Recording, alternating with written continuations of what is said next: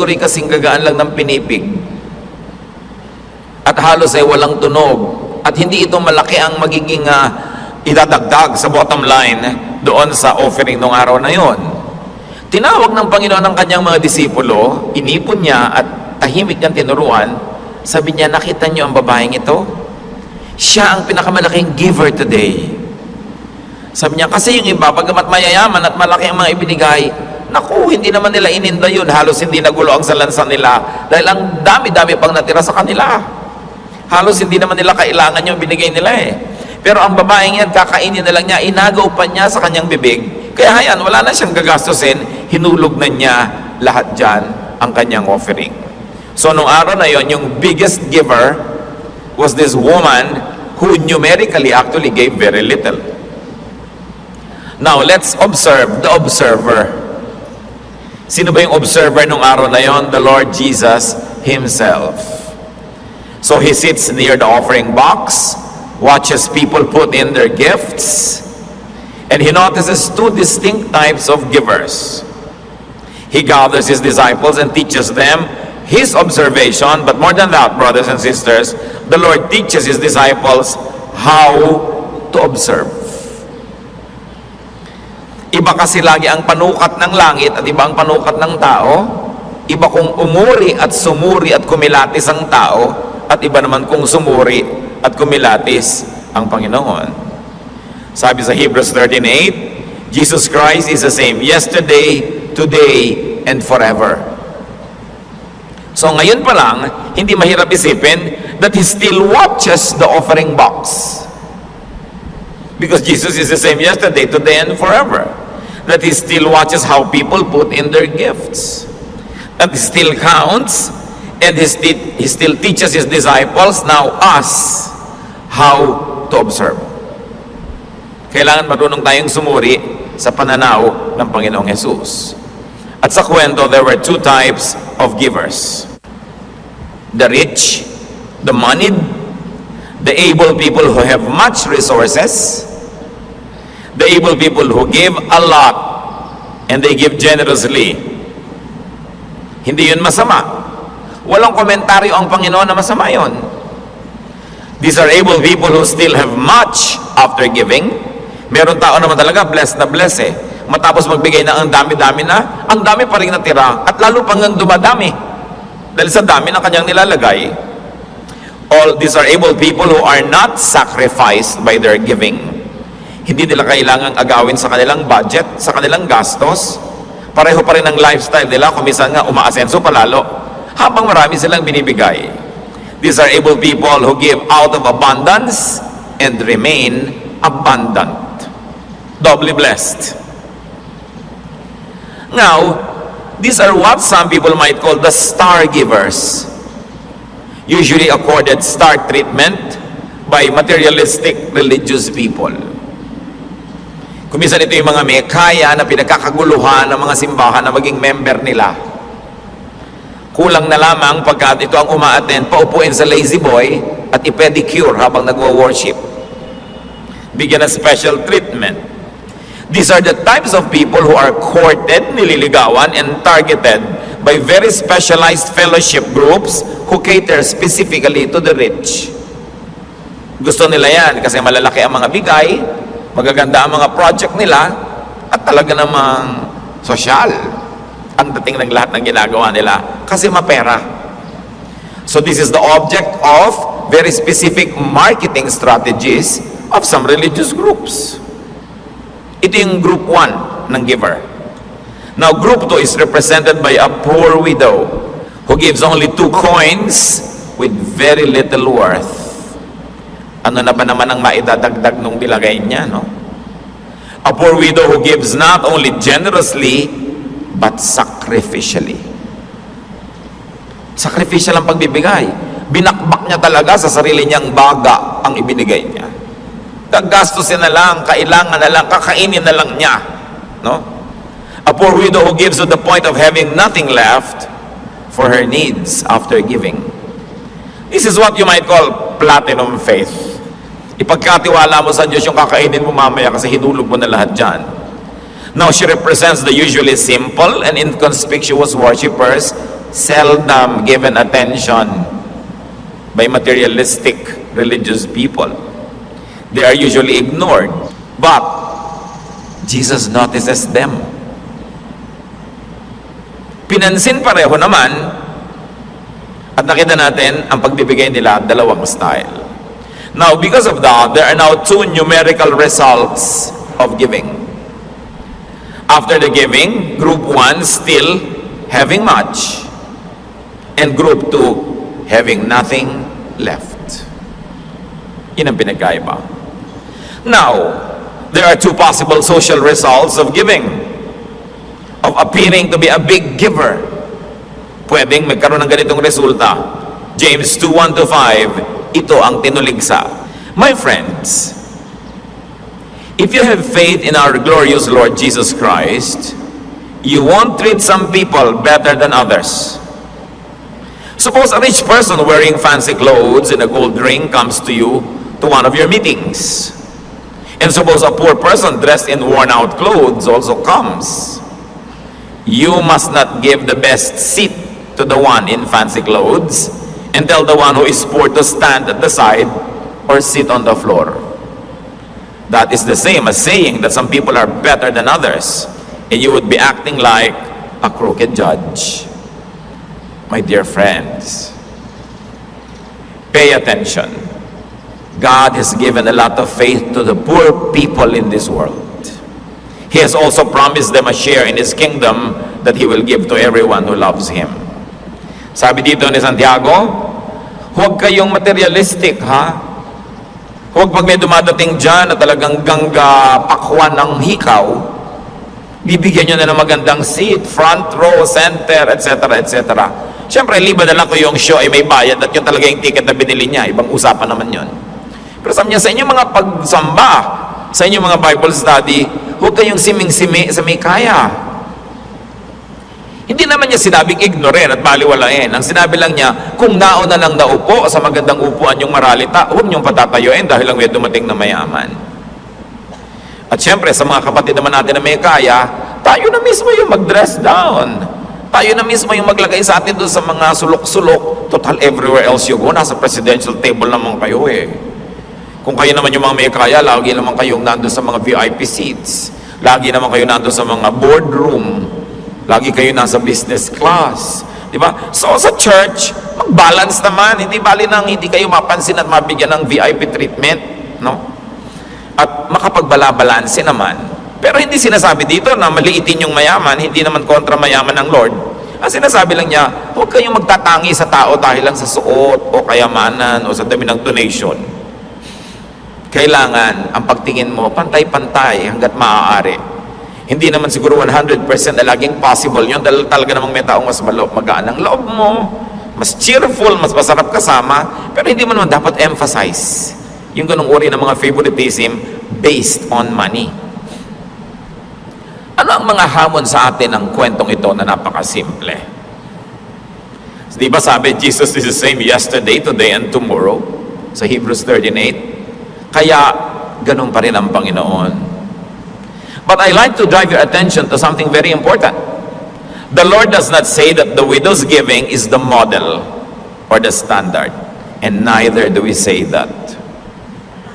Hindi itinuturo ng Panginoon sa mga kapwa natin mahirap at maralita na limasin mo lahat ang konting mong pera at ilagay mo sa offering. Hindi. Na-observe lang niya, meron isang babaeng mahirap ganun magbigay. Sabi niya, actually, yan ang biggest giver ngayon. Pero hindi naman niya sinabi, lahat ng mahirap, ubusin yung pera niyo, hulog niyo sa kahon. No. Mga religious leader lang nagsasabi nun. Lalo yung nagfa-fundraising. Hindi si Lord. So, huwag natin gawing pamantayan yan, lalo sa mga kapwa natin maralita at kakaunti lang ang pera. Hindi niyo kailangan ihulog lahat yan. Hindi niyo kailangan kopyahin yung babae unless talagang meron kayong tawag sa Panginoon na gawin yon, pero hindi kayo tinuturuan ng church na gawin yon. Itong babaeng to, kamangha-mangha, bakit niya ginawa ang kanyang ginawa? Why did she do what she do? Give all her money. Either she is empowered by great faith, which is commendable, or a great desire to please God, which is still good, or very bad, she might be misguided by religious teaching that drains people of their every cent. You know naman, marami mga religious teaching people to give everything, no? That's not what God asks. Not everything that religion says is what God says. You must think. Sa kasaysayan ng mga kabihasnan, ang isa sa mga pinakamalaking mag-exploit sa tao ang relihiyon. At kailangan tayong makalaya sa ganung mga uri ng pandaraya, panlililang at pambubola ng mga relihiyoso na sinasabi, puro ka nalang sa langit guminhawa, sa langit ka nalang sumaya, pero sila, ang lalaki ng mga templo, ang gaganda ng mga buhay. Kailangan nag-iisip tayo. Nonetheless, obviously, the Lord is touched and impressed by the poor widow's faith. But I like to emphasize, especially the poor, you are not being asked by God to do this. Kusa lang yun ng babae, napuri naman siya. Pero kung wala kang ganung conviction, di mo kailangang kopyahin. The Lord does not say that the rich people's way of giving is wrong. Kuminsan kasi mali ang basa dito sa mga kwento na ito, akala mo minamasama ng Panginoon yung pagbibigay ng mayaman dahil marami pang natira. Ano naman ang malay mo? Yung mayaman na yon sobrang faithful, sobrang matapat sa Diyos, na kaya lalo siyang pinagpapala. Bigay na siya ng bigay, dami pa ng dami, hindi maubos-ubos. Di ba yun naman ang pangako ng Diyos? Ang pangako naman, kung gaano karami itinatanim mo, yun ang aanihin mo. So ano naman masawang marami kang inaani, marami ka naman tinatanim. Hindi rin gusto ng Diyos na ubusin yung kayamanan ng mayaman at ilagay din doon lahat sa loob. Kwento ito, yun ang nangyari, yun ang binigyan ng Lord ng komentaryo. But one truth remains, the Lord counts the offering and counts what's left after the giving. Totoo pa rin yun. Talagang siya ang magaling magbilang dyan. Now, what is important? How do we give? What is important is to give proportionately. Yung bagay, angkop, at sukat sa binibigay sa'yo ng Diyos. Hindi naman niya hinihingi lahat. Malakay 3:10, bring the whole tithe or the 10% into the storehouse, that there may be food in my house. Test me in this, says the Lord Almighty, and see if I will not throw open the floodgates of heaven and pour out so much blessing that there will not be room enough to store it. So hindi nakakapagtaka na yung mga faithful mag-tithe, lalong giginhawa at luluwag kasi pinangako. Ngayon, in ating gunitain mga kapatid, na nung ibinigay itong utos sa Malakay 3:10, apparently there was a drought. Matagal nang hindi umuulan, walang ani, naghihirap ang maraming tao, at nun sinabi ng Panginoon, buo ninyong ibigay ang inyong mga ikapo. Huwag kayong mandaya kung malamang mahirap ang panahon, kung mahirap ang buhay, kung hindi umuulan, buuin nyo. At subukan nyo ako, kung di ko bubuksan ang langit at paulanin kayo, literally, ng tubig, ng pagpapala, para tumubo ang inyong mga halaman at muling mabuhay ang inyong ekonomiya. Yung iba kasi, pag medyo mahirap ang panahon, ang daraya na. Pagka medyo naiisip sila mga gastusin, medyo nagkukuripot. Kitang-kita mo yan pag pinag-aaralan mo yung mga halimbawa, mga donations sa mga tao. Pag maghuhun nyo na, yung mga enrollment, nako, marami nang nandaraya. No? O magpapasko, nagte-13-month pay, nagdodoble ang kita, hindi naman nagdodoble yung collection. So alam mong merong mga nangungupit dito dahil maraming gagastusan, regaluhan. Magtatanong pa yung iba, yung po bang bigay ko sa mga inaanak ko, tithe deductible. Ano palagay mo sa church? BIR. Paikot-ikutin mo para ka magpalusot. Nagbibilang si Lord. Pero hindi niya hinihingi lahat, 10 lang nga eh. And of course, after the 10, that is the offering. Diba? Kasi yung 10, hindi naman sa atin yun eh. Pag nilagay mo yun, hindi ka pa nagbigay. Pagka naglagdag ka, yun ang bigay mo pa lang. Kasi ang hinihingi talaga yung 10. But remember this, not 100%. Like what that woman did. Siguro may kabayanihan siya, pero hindi naman inuutos sa ating lahat maging bayani tulad niya. God is understanding. God is kind. God likes you to take care of your needs. God gives you blessing for you to use it, not for Him to get it all. Proportion lang ang hinihingi niya. 1 Corinthians 16:2, on the first day of every week, meaning Sunday, every one of you should set aside a sum of money in keeping with your income. Bagay lang dapat sa income mo. At sinabi sa CEV na clearer way, that is, each Sunday, each of you must put aside part of what you have earned. So this is only part. So mga kapos o salat sa buhay, hindi naman hinihingi ng Diyos ang lahat-lahat. Dapat malinaw yan. Hindi kailangan gayahin ng maralitang balo sa kwento, liban na lamang kung talagang may conviction kayo at kayo ng Diyos ang nag-uusap. Sapat na ang bahagi ng ating income or resources. Samantala, huwag natin kakalimutan ang sabi sa 2 Corinthians 9, 6-7. Remember this saying, a few seeds make a small harvest, but a lot of seeds make a big harvest. Sabi, siyempre, nagtanim ka ng konti, alam nga naman umasa ka na marami kang ani. Mas marami ka siyempre itinanim, hindi natural, mas marami ang iyong ani. Each of you must make up your own mind about how much to give. But don't feel sorry that you must give, and don't feel that you are forced to give. God loves people who love to give. Generosity cannot be wrong. A lot of seeds. But remember that farmers also have to eat their harvest and set aside only a small portion as seeds for the next planting season. Alam naman yung lahat ng ani mo, itanim mo rin, wala kang kinain. Hindi naman ganun ang prinsipyo ng agriculture. Now let's go deeper. Let's go higher. That is the primary, the beautiful, the very, very practical and immediate reading. But giving to God is not confined to financial contribution only.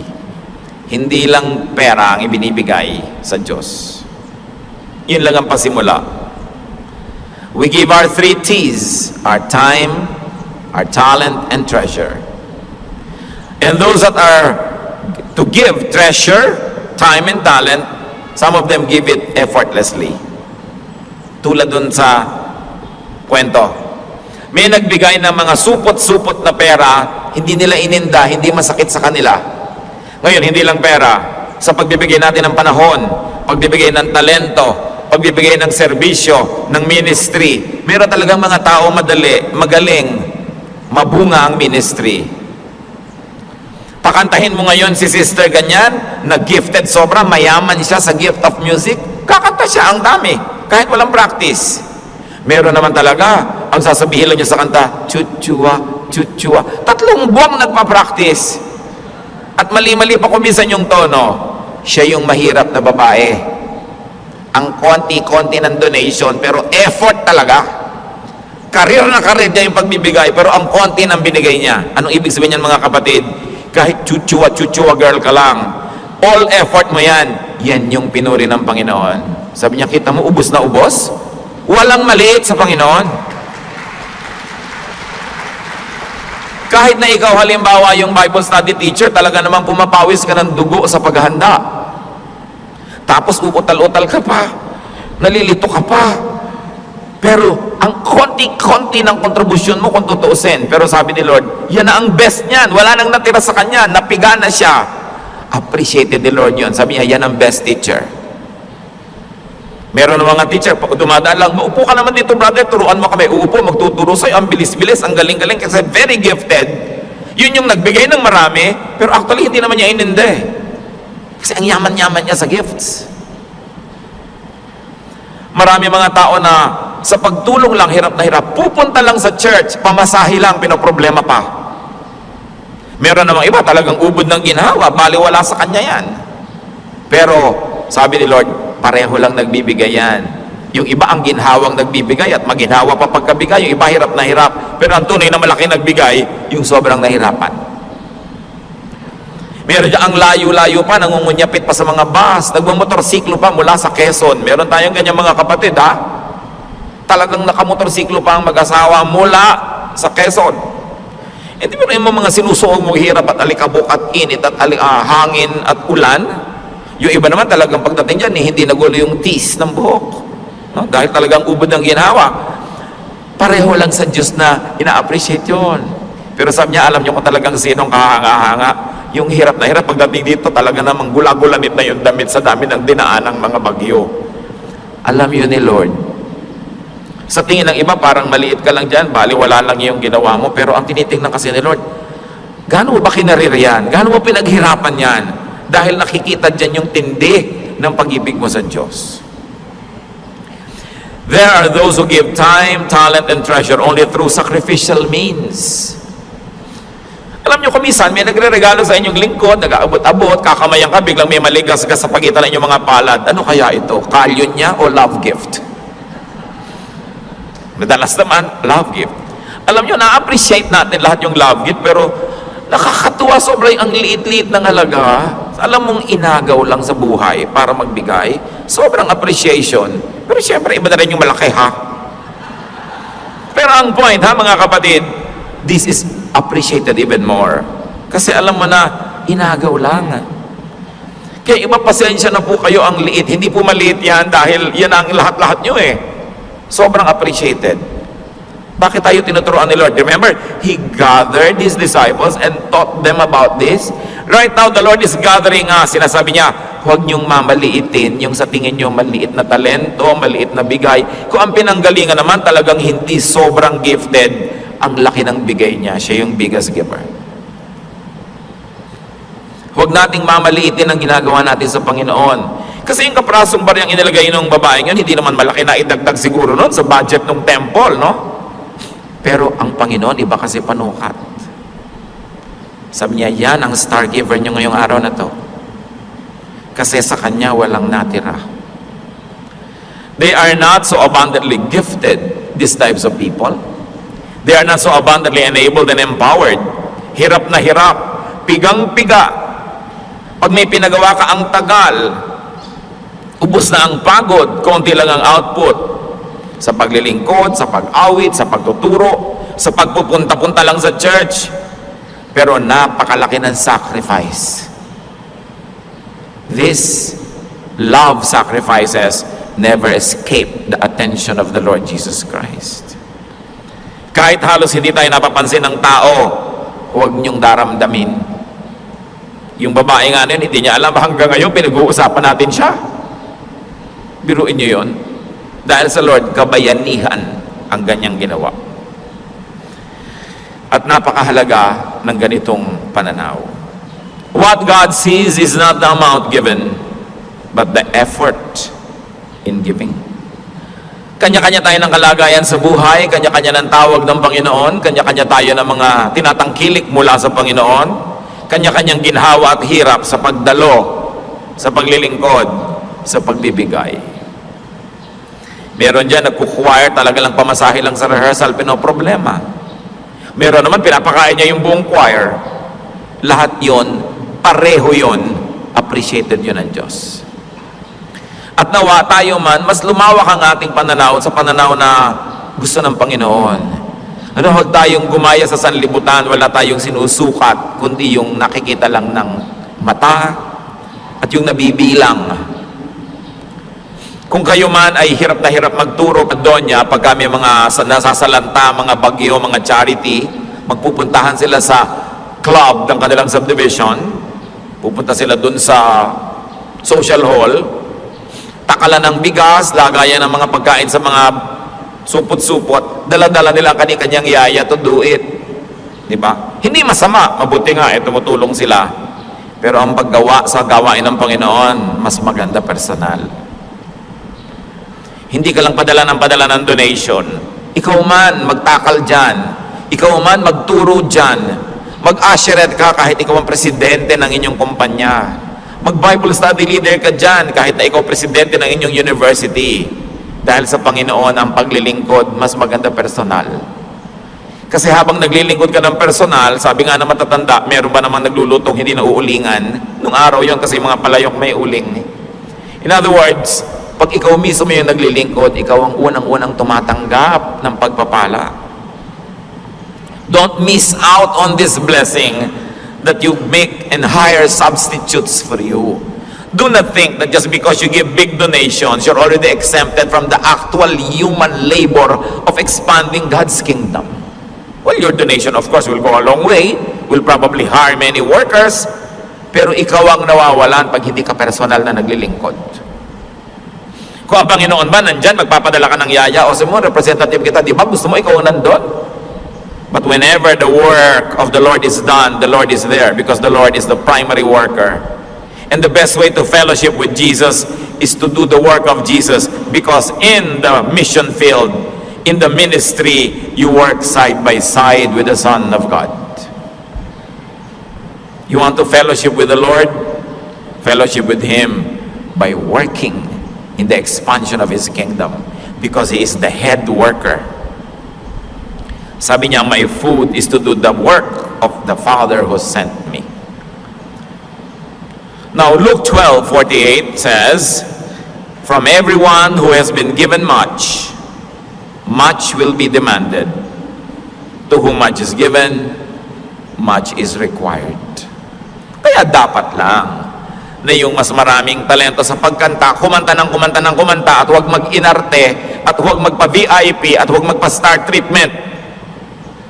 Kaya ka binigyan ng maraming magandang boses sa pagkanta para kumanta ka ng kumanta, hindi para magpa-importante, pinipilit-pilit ka pa. Kaya ka binigyan ng kakayahang magturo, hindi lang para magturo ka na magturo sa labas ng church. Kung kailangan, church ang unang-unang nakikinabang sa talent na bigay sa'yo ng Diyos. Marunong ka ng management. Mag-ambag ka sa improvement ng management ng tahanan ng Panginoon. Architect ka, engineer ka, marunong ka mag-repair ng mga building, una mo nga sikasuhin ang bulwagan ng Panginoon, maliit man ito, malaki. May alam ka, may kakayahan, gamitin mo sa pagpapalawak ng kaharian ng Diyos. Walang exempted dyan dahil lahat tayo ay tumatanggap lang ng pagpapala. At mas malaki ang tinatanggap mo mula sa Diyos, mas malaki ang pananagutan mong magsukli. The biggest gifts are not measured by the amount. They are measured by the effort and sacrifice. That is the way of heaven. Hindi sasabihin mong, don't work hard, work smart. Tamo si Lord, He worked hard at carrying the cross, at dying Himself, walang substitute. Huwag tayo nagpapasubstitute. Kung may kakayahan kayo, galing na alam yung mapapakinabangan ng church, you are stealing from the body of the Lord if you are not surrendering your time or your talent and your treasure. Because the earth is the Lord's and everything in it. Lahat. Lahat. So dapat may effort. Which of the two givers are you? Tayo ba yung napakaluwag, napakarami na ibibigay, napakarami pa natitira? O talagang simot na parehong pinansin niya ng Panginoon? Both are seen, known, and credited by Jesus. As you can see, ang inaasahan sa atin, hindi yung amount, kundi yung katapatan natin sa proportionate giving. Just do your best. True giving hurts. Pag hindi ka pa nasasaktan ni konti, libangan lang yun. Hindi pa yung tunay na pagbibigay. Tulad ng pagbibigay ng isang asawa sa kanyang kabiyak, it can hurt. Ang pagbibigay ng magulang sa anak, pinangako ng Diyos, pag nagbibigay ka, ibabalik. So pag wala kang binibigay, anong ibabalik? Eh di wala. Pero gusto nating bigyan ng diin, ha? Kung yun na lang ang kakainin ninyo, kung yun na lang ang pamasahin nyo, hindi yan hinihingi ng Diyos sa inyo. Maglingkod kayo sa ibang paraan. Magbigay kayo ng oras. Kahit nasa bahay kayo, ipinapadalangin nyo yung kapatiran, ipinapadalangin nyo yung mga gawain ng Panginoon, naglilingkod kayo nun. Nauunawaan ng Diyos kung tayo kapos. Pero remember, proportionately. Kahit may drought, kahit may bagyo, ang hiningi ng Panginoon, full tithes. Sabi niya, yan ang paraan para patunayan nyo sa akin na dapat ko nga kayong pagpalain at subukin nyo kung hindi ko bubuksan ang pinto ng langit at paulanin. Yan ang kailangan nyo sa buhay. Ngayon, anong ulan ang kailangan nyo sa buhay? Iba't iba ng ulan ang kailangan natin. Ang tanong, ano naman ang dapat natin gawin para ang Diyos ay paulanin ang buhay natin? Alam natin yon, to be faithful.